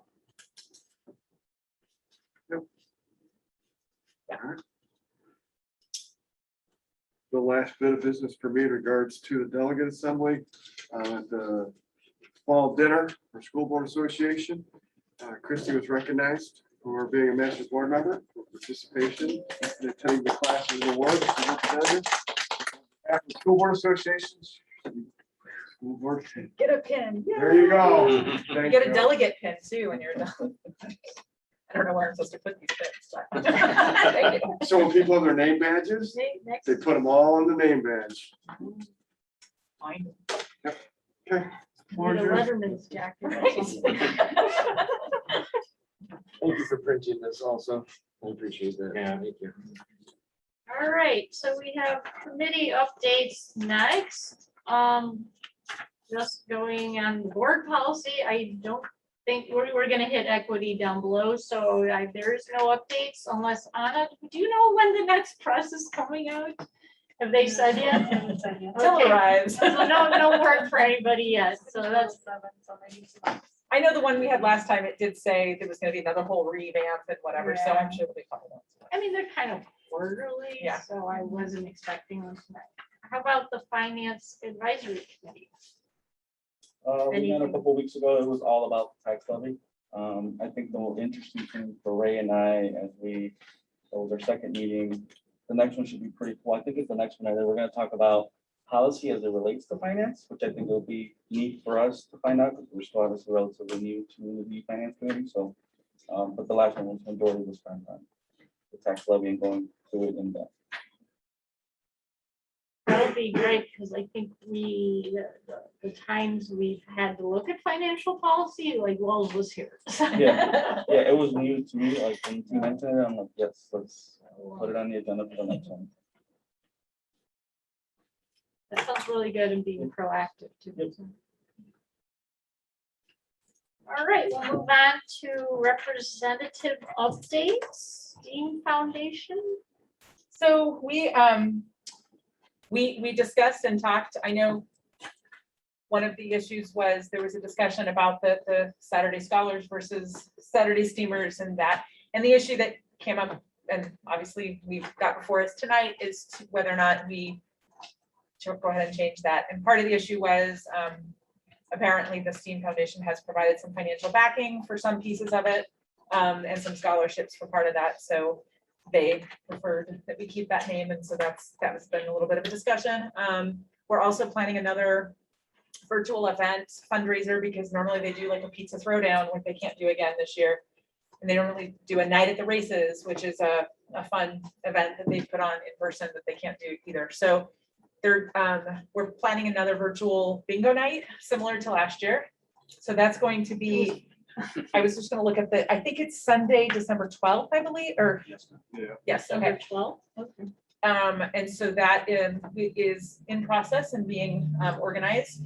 If anyone knows of any businesses or organizations that would interest in being a sponsor, there's gonna be bingo card sponsor. I think there's like 10 different sponsors. I know my office is gonna do one, and then they're looking for some larger, more producer, like name recognition, advertising for businesses Oh, behind that. So if anyone has any insight, somebody that wants to do that, you know, I can put them in touch with who they need to in order to be a sponsor and get their name out there. They're gonna try to do, I think, more for the bingo aficionados that I've not, that can play like multiple cards at once. I guess there's still gonna be a way to do that where you can buy extra cards and do it. So it'll be fun. It's a fun night. I know my kids had a lot of fun doing that. And we have a band of some kids in our district, they've graduated now. We're in our district, are gonna headline and do that.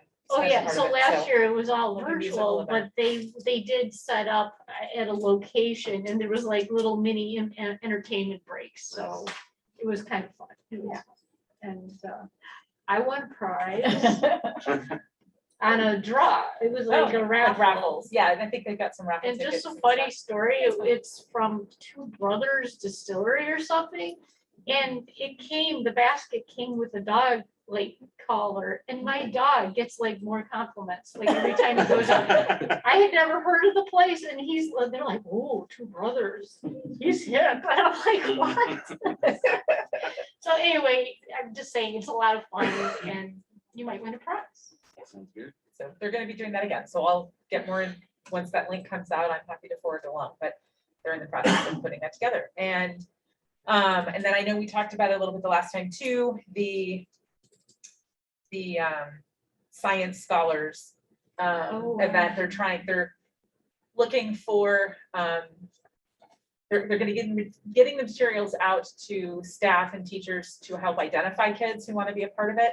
And they're also looking for mentors in various fields who, it's all gonna be virtual, but who can work with the kids on a particular science or whatever project that they're gonna do, and then present it. And then I think we're gonna feature them one of our board meetings and have the kids come and each do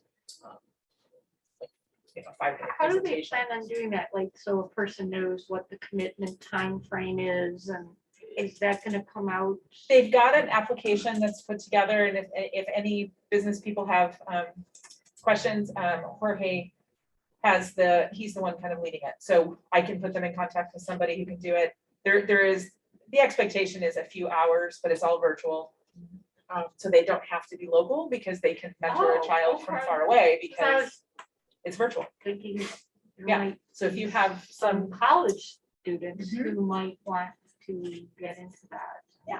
and the idea is to try to give kids an opportunity to come up with like a hypothesis and a project and do it, and then they're gonna present like a display that they're gonna put on display, I think, at the district office, and then they're gonna be able to present on it. They're trying to, the board meeting, and maybe trying to see if the mayor's challenge or something. Anyway, give them a couple opportunities to display it, and they're gonna give them a small budget that they can work with to put it together. Just trying to get them interested in like presenting a plan as they get older. So should be interesting, should be fun, it's a new thing.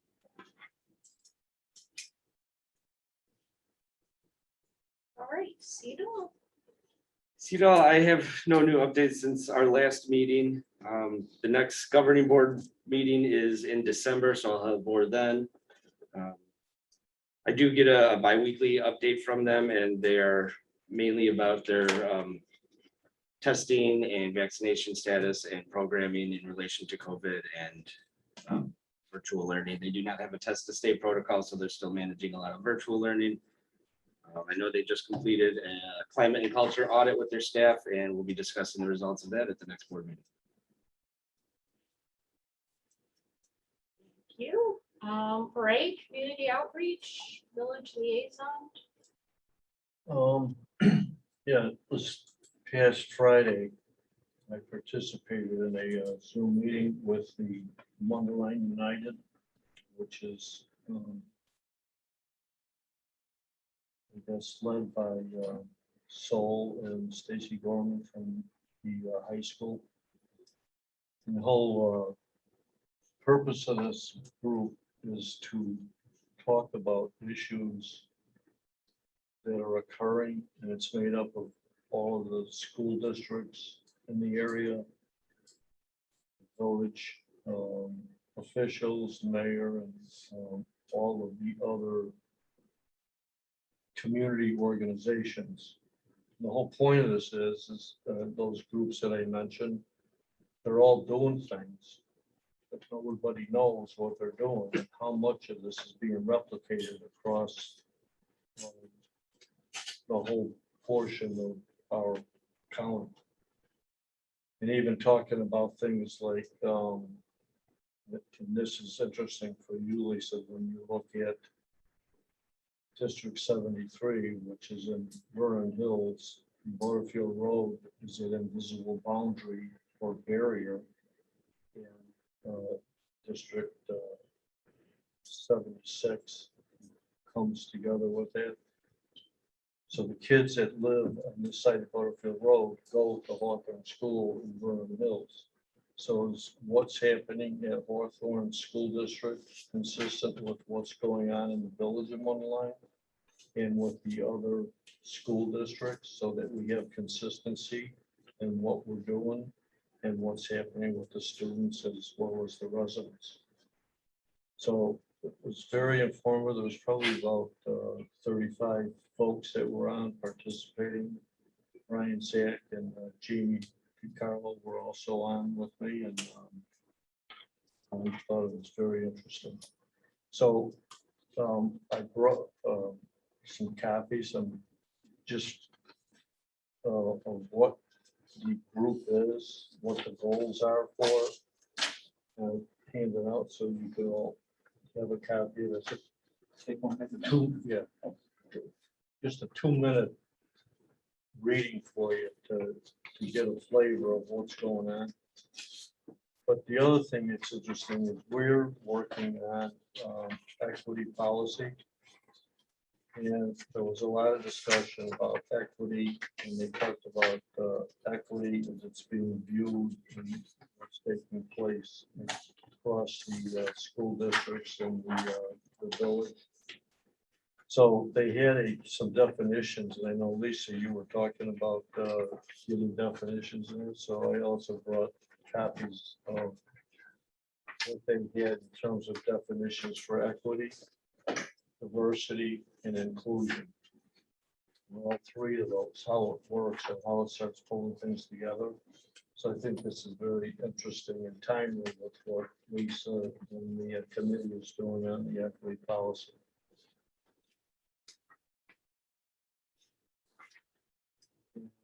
That's it. You keep checking my phone to see if Mr. Holly's gonna be sliding in here. Oh, I forgot, I was gonna make just one more point, excuse me. So what I was gonna point out is there's a teacher from Hawthorne School District who works in Vernon Hills, but lives in Mundelein, and her kids go to District 75, who signed up, because I talked about the committee that you're. Oh, okay. So teacher in Hawthorne Woods, lives in Mundelein, kids go here, signed up for the committee. Okay. So I thought that was really That was- fantastic. Yeah. Good. Brings a broader perspective. Right. Yeah, Sure. that's great. So that's a nice segue to our next topic. And so can everyone pipe, Christie or Freddie pipe in if I forget something. So basically we have our kickoff meeting on Monday. The committee members, the community committee members have received an email outlining what the agenda is and some to-dos. I think you guys have all seen it. We did have it translated. I've gotten no, I don't know if anybody else has, I've gotten no requests for any special either dietary concerns, translation needs, accommodations of any sort. So I haven't heard anything back, which is even thanks, I got it. So I might send them, I'll send them a reminder, I think on Friday that, you know, we look forward again to seeing them. Nobody asked for the article. Thank you, Christy, for providing that. And I accidentally sent the wrong one out, so I wasn't perfect. But sent out a more readable version, and then the link was in there, so hopefully it wasn't slowing me. But yeah, but I like to do what I say I'm gonna do, and that's what I said. So logistically, I guess I wanted to check with who's the point person on that, and I think we had gone through a list of things. So we've got a, as a point person, Jamie will be filling in for me that evening, work with Eric. It's set up to be in here, everything will be here as far as last snacks, we'll have the paper charts, pens, paper, all that ready to go. And so I got the PowerPoint from Eric today, which he gratefully added a couple of placeholder slides for me, so I'm gonna finish that up tomorrow. And it's really just taking the agenda and adding a few more bullet items, there's nothing new or different that's going in there. Just again, to say, serve as a guide, give us something to focus on, and then, you know, generate discussion. What questions did I have for anybody? Oh, the Delt people, I know you, why don't you give us an update? I know you sent an email, there was some response, and I shared that with Freddie and Christy, so do we have anybody? We do, the People three- nailed down yeah, who are coming? The 3 that I sent you Okay, are confirmed to come. We had 5 people that responded. okay, And I know we had talked about 2 to 3, so I went with the first 3. okay. And there were some concerns with compensation and time for the teachers, but. I Okay, let so them know that this is volunteer do and they explain have that. the, I'll send them the agenda then, I did send them. Oh, you did? I did send them the agenda as well, yeah. Oh, I kinda okay. took from your email. and the put detail. that out to them. Okay, perfect. Well, thanks for doing that. I most likely will not be at this on Monday. Okay. I'm having surgery. Oh, no. Oh, I don't think I'm gonna feel well enough to maneuver. well, you take care of yourself. Hopefully. Yeah, and we, you know, as we had framed the agenda, that one meeting, and the more I think about it, the more I think we're probably maybe not gonna get through it all, or only partially the last portion, so we can, again, when we know where we finish, then we can frame the next agenda very timely and get it out to them, because I think the original plan was we do a second one with certain tasks, and then we have a meeting just amongst ourselves to kind of take what we have so far, so. I think if you don't get through the whole thing, you know, whatever's left over, you can Yeah. maybe start the next meeting just And I briefly. prefer, you know, I'm sure everybody else wants people fresh and engaged, and Right. rather than, you know, there's a time in a meeting at night where you just kind of like. Yeah. The brain You're not- slows yeah, down, you're my not hearing brain what they're slows talking down, about. and then we Right. forget, so. So that's that. Okay, any questions on what we've covered before on committee updates, representative updates, thoughts, random? On those topics? We're ready to get going on it. You know, we need to start embracing the rest of the community. Oh, no, I'm sorry, yeah, I thought it was on any of the committee topics, was there any last questions? Yeah. So then we can move on to the consent agenda, and is there anybody who would like to discuss anything further, either regarding the consent agenda? And then I'll ask the same question after we do that about the board action items, or any items they want to see removed for further discussion or voted on separately. All right.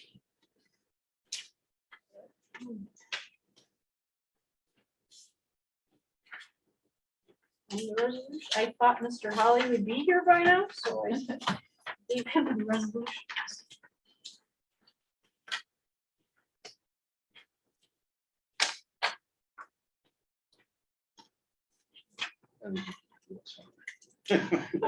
Well, he and I have sort of a competition going, who can have the fastest. You never know. So. It can take forever. All righty, I'll kick off the first one. recommended motion that the Board of Education of Mundelein Elementary School District 75 accept the superintendent's recommendation to adopt the resolution authorizing the estimated aggregate tax levy in accordance with Illinois School Code requirements. Do we want to do the consent items? Oh, I'm sorry. You're right. I'm We can go back. I said I was gonna do the consent agenda. I'm sorry. No need to apologize. Do we have a motion to accept? I'm sorry. All right, I'm handing it off to you. Motion to accept the, I motion that we accept the consent agenda. I will second. Oh, who? Derek? Okay. Okay, Hitzke. Aye. Pelletier. Aye. Gallegos. Aye. Fingerhut. Aye. St. Clair. Aye. Rhodes. Aye. Do you want to vote on consent agenda? Aye. Okay.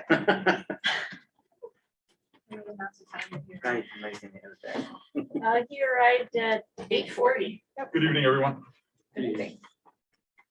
Would you like to read or take over? No, go ahead. Go ahead. All right. Now, are there any questions, concerns, or further issue or discussion topics around the board action items? Everybody's good. Okay, now I will move that the Board of Education of Mundelein Elementary School District 75 accepts the superintendent's recommendation to adopt the resolution authorizing the estimated aggregate tax levy in accordance with Illinois School Code requirements. Second. Second by Mr. Rose. I will call the rolls. St. Clair. Aye. Rhodes. Aye. Hitzke. Aye. Gallegos. Aye. Pelletier. Aye. Fingerhut. Aye. Polly. Aye.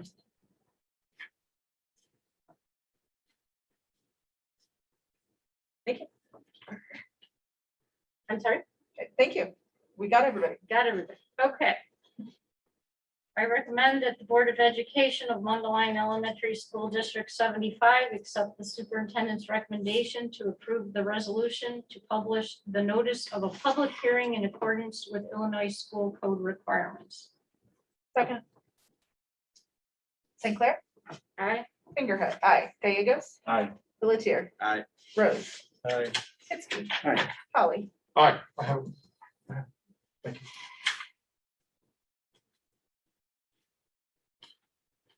We have a recommended motion. I recommend the motion that the Board of Education of Mundelein Elementary School District 75 accept the superintendent's recommendation to approve the Saturday Steamers leader job description as presented. Second. Second by Mr. Hitzke. Please call the roll. St. Clair. Aye. Hitzke. Aye. Fingerhut. Aye. Gallegos. Aye. Polly. Aye. Rose. Aye. Pelletier. Aye. I can continue unless somebody else wants to talk. I recommend that the Board of Education of Mundelein Elementary School District 75 accepts the superintendent's recommendation to approve the hiring of up to 3 district long-term substitutes to serve as learning facilitators for quarantine students. Second by Mr. Gallegos. Gallegos. Gallegos. St. Clair. Aye. Gallegos. Aye. Hitzke. Aye. Polly. Aye. Rose. Aye. Pelletier. Aye. Fingerhut. Aye. Clearly having problems talking tonight. Do you want me to do the last Yes, one? Okay. please. I move that the Board of Education of Mundelein Elementary School District 75 accept the superintendent's recommendation to approve the modified 2022-2023 school calendar as presented. Second. Fingerhut. Aye. Polly. Aye. Rose. Aye. Hitzke. Aye. Gallegos. Aye. St. Clair. Aye. Pelletier. Aye.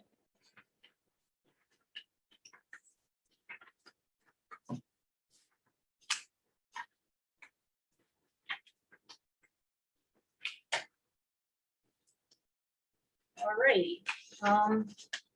Now we need to move to adjourn into executive session at 8:44. We need a roll.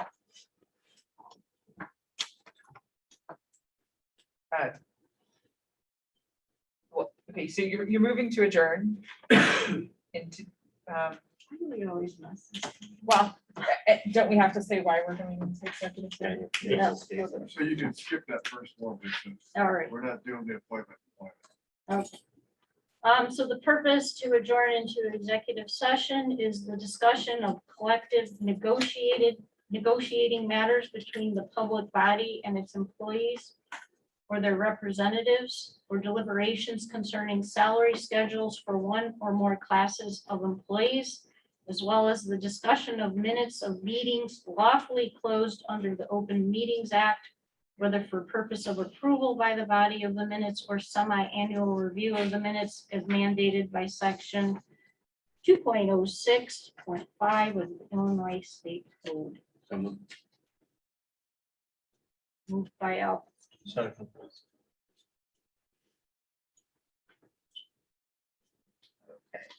Okay, Hitzke. Aye. Rose. Aye. Holly. Aye. St. Clair. Aye. Fingerhut. Aye. Gallegos. Aye. Pelletier. Aye. 8:45.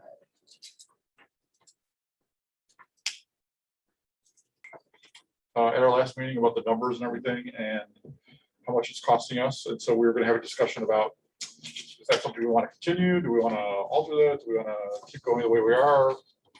Change it? Anyone have any thoughts? You have thoughts, right? I had thoughts. I just thought to do it, the expense isn't that much. And I think it promotes openness and accessibility. Even if we didn't have the high numbers for each meeting, that's not to say, we did see that people were going back and referencing the Zoom calls. And we also discussed a little bit about, somebody's probably not gonna go in and watch the whole thing. They have a topic or something they wanna go hear about, and they go in, they look, they listen for that 10 minutes or 20 minutes or whatever, and they go away. And the numbers we also found out are being brought down because tech goes in there and essentially does the same thing, I guess, each week to check. We were told it was to make sure the link is still working, so that records as a hit, but not all on hit. It pulls down the average. Hold on to the average, so. I would think we could maybe go another month or two and see how, continues the trend. I mean, if it were the same two people that come on every time, then, Well, we know on the live, Yeah, well, man. but Yeah, now you we don't know on the recording who accesses. right, that's true. I don't think that it's possible for us to do the Zoom recording without doing the live recording. But I think it's beneficial because I could see there may be some, whether it's staff or other, who want to watch the meeting without being, you can do it anonymously by watching the Identified, right, Zoom. yeah, Where if you that's watch, true. I'm sorry, by watching the YouTube, if you watch the Zoom, then you're identified. That may discourage some people from doing so. I would prefer that we wait until the end of the year, the school year, to determine if we're going to continue doing it. But as long as we're still adopting, temporary positions and things because we are coming out of the pandemic. We're not out of it yet. It's not all over. I'd prefer that we keep this in place, even though there is a cost associated with it, because again, we don't know what's going to happen as we go into the winter months, into the other, there may be bigger topics where some months we have a lot of people that get on because there's a topic of particular concern. I hate to foreclose that and shut it off as we're going into these winter months with the flu season and the cold season and all of that, just to give people the option to do it. I would prefer that. I know there's a cost associated. I'm not saying we should do it for forever and ever, but I think that there's in the legal field, we call it access to justice. And we're going to probably continue a lot of the Zoom stuff in a hybrid capacity for forever now, because there's been an identified increase in benefits in some areas while detriments in others. But I know, like, our village board has, even before the pandemic, put it online, and that's helpful to people who have the interest. That doesn't mean everyone watches every meeting, but when there's a topic that interests them, or they hear somebody, hey, did you see the board meeting the other day? They may then go on and watch it because they didn't know that there was something coming up. We put out the agendas, we put out the notices, but people aren't always checking these things, and it's not on their radar on a regular basis. somebody reached out to me recently and didn't even realize we had a board election, a few months back. So, not everybody knows, and this is not the forefront in everybody's Sure. mind. Totally understand. So I think that I would prefer that we continue doing what we're doing, even if it's minimal, because we don't want fireworks. We don't want lots of people watching because there's big issues that they feel like they need to participate in. But when those issues do come up, it's nice to know that we are giving access to more people who may want to be able to participate in ways that they may not be able to, even in the interest of equity and inclusion, So I'd prefer that we at least continue it for the time being, but then reassess maybe when the pandemic really is over and we can say that with more certainty. The year 24. Right. Yeah. I'm not promising when that's gonna be, I'm just saying. Yeah. The comment that I would make to that is when you look at the number of people, and what's the cost benefit analysis of the country. I mean, I don't know that it's worth it.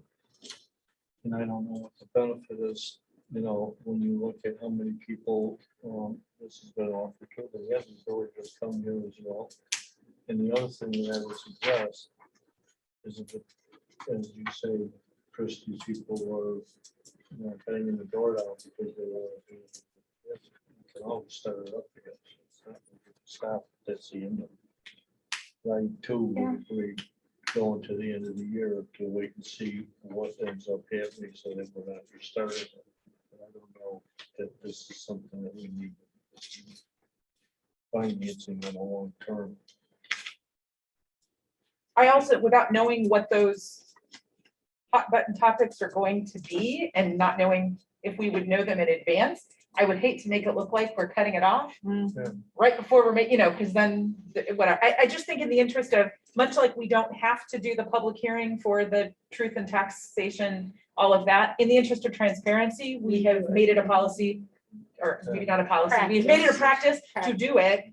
Just in the interest of transparency. I like having that. I understand there's a cost involved, but I don't know that it's so cost prohibitive that it's keeping us from doing other things that are more student focused, that like pulling the money away. Like I hate the idea of foreclosing that door, especially for our families who, may not have childcare to come to a meeting, even if it's an important thing. And those things that bring people out to meetings may come few and far between.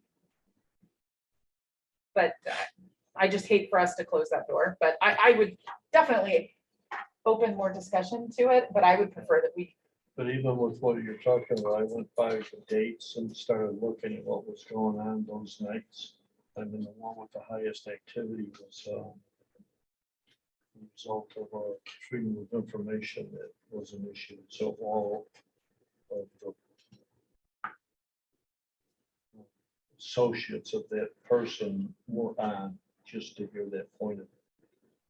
So, but with the public hearing on the levy, I think that's something that one of the things that we should roll through so that is.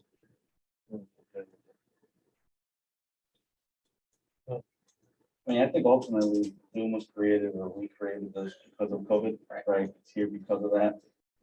We're not out of it. To Ray's point, you can always turn it back on. If we're gonna talk about COVID or something happens, we can always just, a matter of creating a link and getting tech here for support. It's a public meeting, everyone knows what it is. I understand the childcare part, but again, this perk or this practice was created because of COVID. So I don't think the transparency is going to be questioned, in my opinion. But I'm okay either way. I mean, maybe we leave it to the end of the year, but. Yeah, I was gonna say, is anybody opposed to letting it go for the rest of the year and then maybe we revisit it over the summer? That seem reasonable? Yeah. Okay. Great. Let's do that then, okay? Okay, anything else anyone have? I will try to remember to send out a survey from tonight's meeting, because I say that every once in a while I forget, so I apologize. I think about it weeks later, then I think, so I'm sorry about that. Okay. You're only human. Yeah. Okay, hearing or having no other business before us, I move that we adjourn. Second. All in Second by favor? Mr. Hiskey, all in favor, signify by saying aye. Aye. Anyone opposed? We are adjourned.